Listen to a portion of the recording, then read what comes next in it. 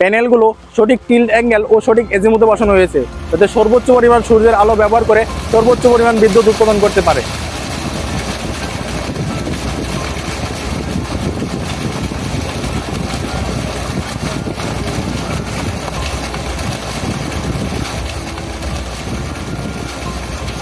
আসসালামু আলাইকুম।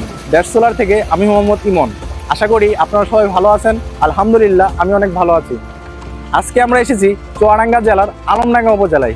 এখানে আমরা একটি 5.5 হর্স পাওয়ার ক্ষমতা সম্পন্ন সোলার সেচ পাম্পের কাজ সম্পন্ন করেছি।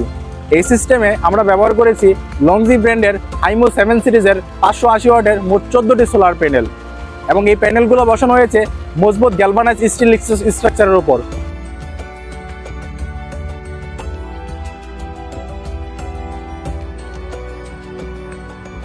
এই সিস্টেমে আমরা ব্যবহার করেছি লিও ব্র্যান্ডের 5.5 হর্স পাওয়ার 4 ইঞ্চি ডেলিভারি সম্পন্ন একটি সেন্ট্রিফিউগাল পাম্প।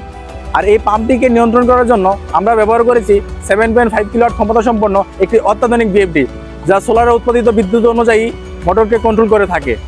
এই সিস্টেমে আমরা ব্যবহার করেছি safety device, DC circuit breaker এবং প্রপার আর্থিং সিস্টেম।